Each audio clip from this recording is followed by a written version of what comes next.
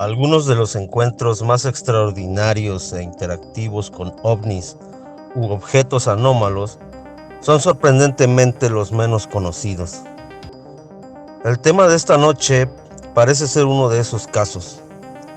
48 años nos separan del que sin duda puede ser considerado como uno de los expedientes ovni más desconcertantes y extraños que se hayan registrado en el mundo. En este vagón, en colaboración con Alessa EZ, escucharemos este increíble incidente.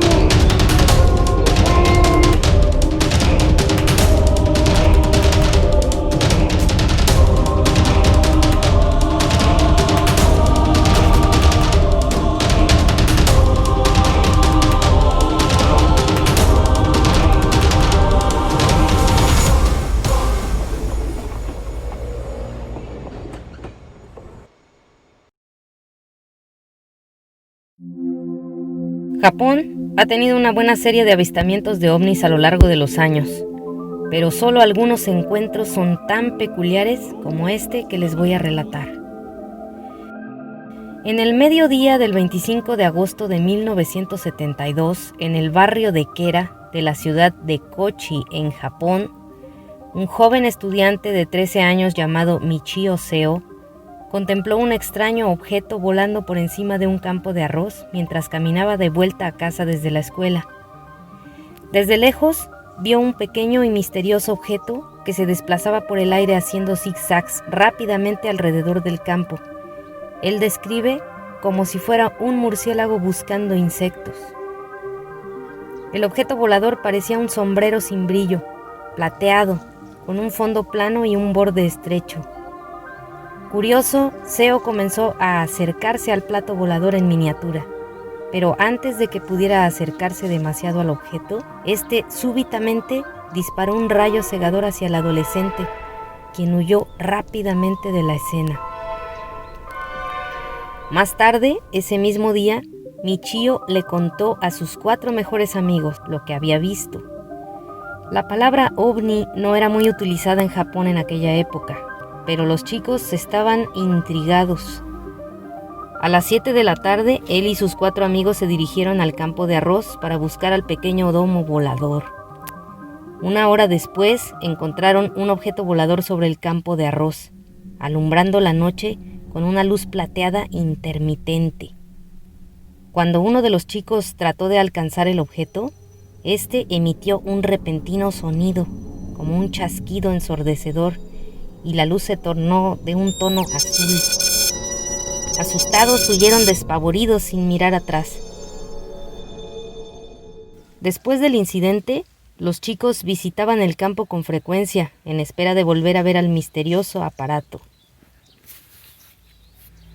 Una semana después, a las 9:30 de la noche del 4 de septiembre, algunos de los chicos contemplaron de nuevo el brillante objeto en el campo de arroz, volando a casi 1 metro por encima del terreno. El pequeño objeto comenzó a brillar y a acercarse hacia ellos, haciendo que se dispersaran, y una vez más se retiraron aterrados. Una vez en casa, los muchachos recuperaron el valor y se organizaron y se comprometieron a conseguir una cámara para pasar todo el tiempo posible en ese campo, hasta lograr capturar ese misterioso objeto y fotografiarlo. Comenzaron a hacer una vigilancia la noche siguiente, pero el objeto no regresó. Pero la noche siguiente a esa fue una historia diferente.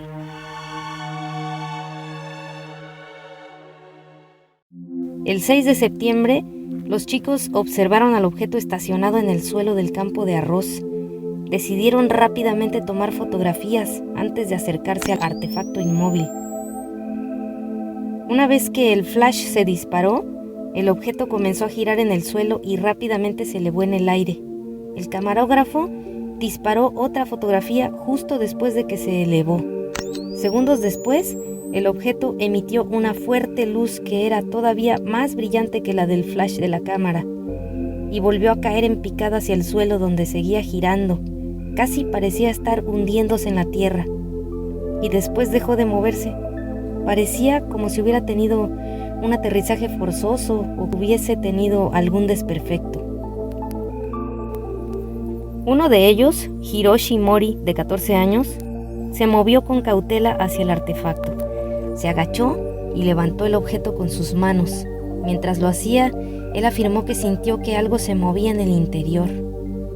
Y rápidamente lo envolvieron en una bolsa de plástico, lo colocaron en su mochila y se lo llevaron a la casa de uno de ellos.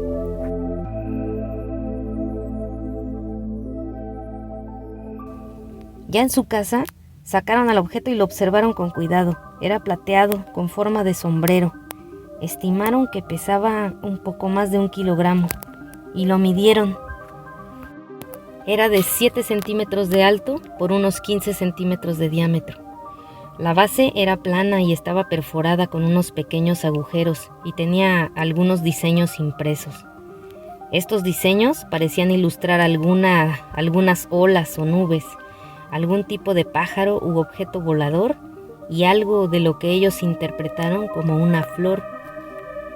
De acuerdo con su testimonio, no se le veía algún sistema de propulsión.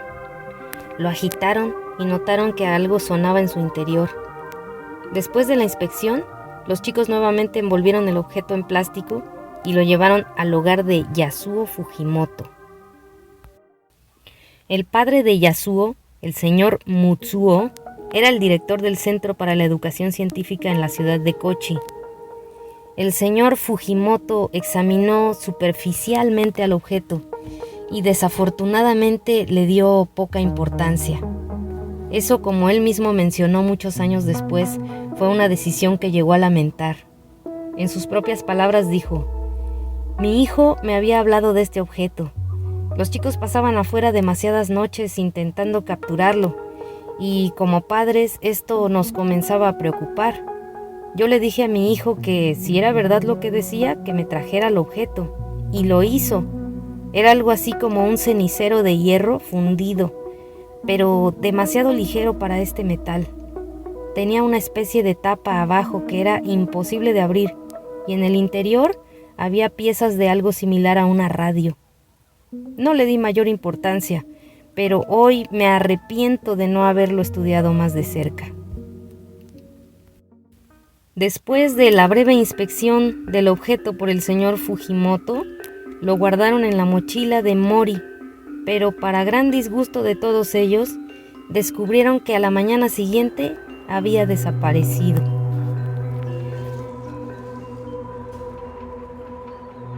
En el transcurso de las siguientes 2 semanas, todos ellos afirmaron haber visto el mismo o algún idéntico objeto volando al menos en 6 ocasiones más. El mismo Fujimoto lo vio en 3 ocasiones en los arrozales. Los chicos dedujeron que el único factor en común en todos sus avistamientos era el hecho de que nunca aparecía en días de lluvia. Con esto, ellos supusieron que quizás el objeto le temía al agua. Teniendo esto en cuenta, se formuló un plan para capturar el dispositivo. El 19 de septiembre al mediodía, el grupo regresó una vez más al campo de arroz para tratar de recuperar el desconcertante ovni. Esta vez, los chicos estaban armados con una cubeta de agua y algunos trapos. Increíblemente, se encontraron con el dispositivo nuevamente posado inmóvil en el suelo. El grupo se acercó y cubrió a toda prisa el objeto con los trapos y vertieron agua de la cubeta sobre él. Giraron el objeto por arriba y empezaron a llenar las perforaciones en la base con el resto del agua. Tan pronto como el líquido entró en el dispositivo, este comenzó a emitir un ruido ensordecedor que ellos lo compararon con un zumbido similar al de las cigarras. El objeto también comenzó a brillar por dentro con fuerza. Los muchachos rápidamente pensaron que el objeto podría tratar de tomar represalias por este ataque y comenzaron a alejarse del estacionario objeto. Le arrojaron algunas piedras, pero el objeto volador permaneció quieto en tierra y los muchachos nuevamente lo tomaron y lo llevaron en la mochila.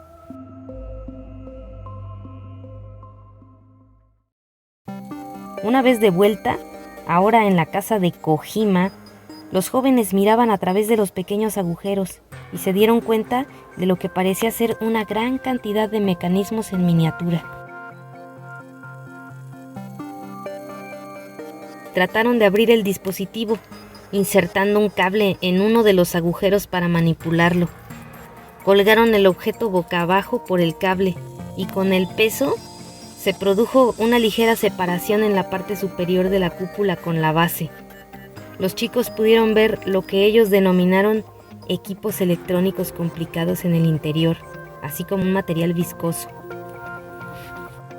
También intentaron ver qué tan fuerte era la capa exterior del objeto y lo golpearon fuertemente con un martillo y descubrieron que incluso las partes más finas de metal ligero se mantenían intactas, sin abolladuras ni rayones, no importaba cuán duro le dieran.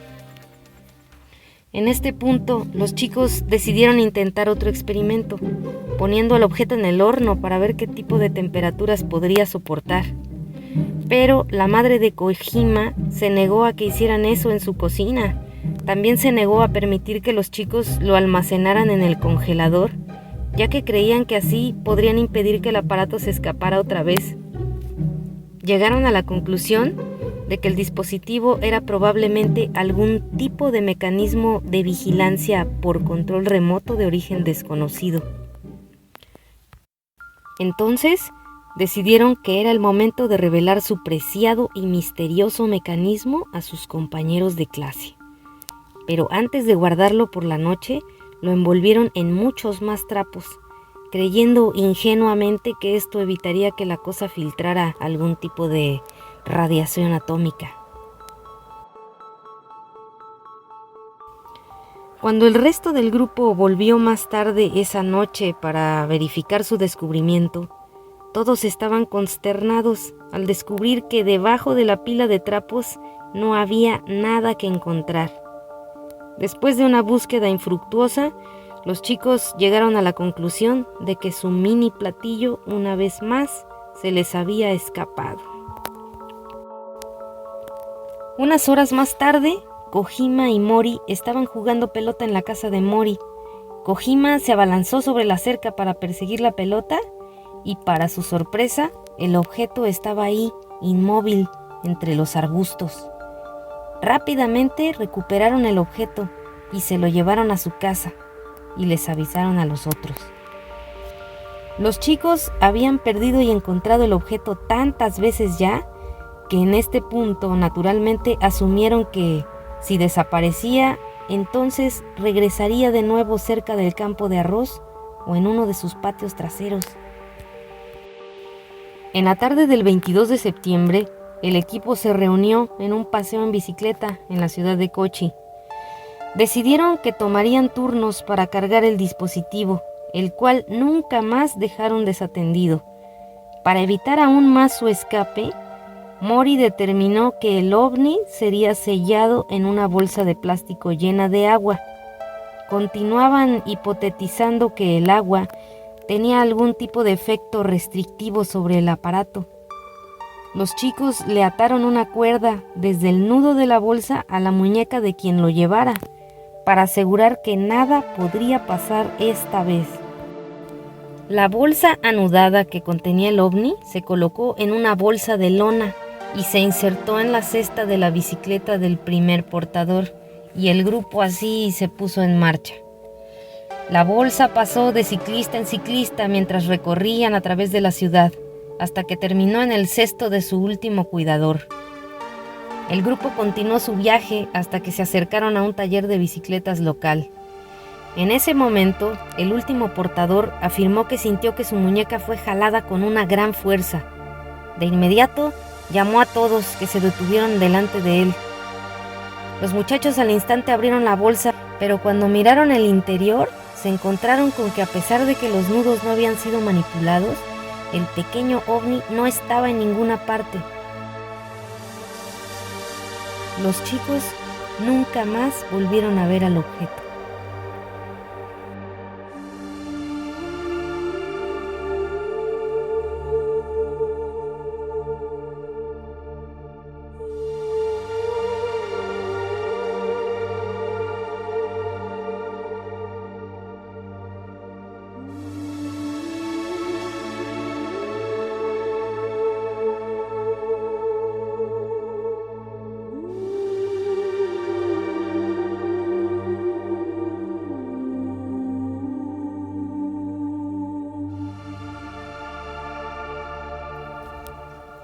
Este curioso caso fue muy poco difundido hasta el año 2004, cuando UFO Comics publicó un relato ilustrado de él. Debido al gran seguimiento y curiosidad que obtuvo, en el año 2007, Shinichiro Namiki, el director de la Japan Space Phenomena Society, reabrió la investigación. Se entrevistó a los testigos 35 años después del incidente y se confirmó que todos ellos mantenían la veracidad de sus relatos originales.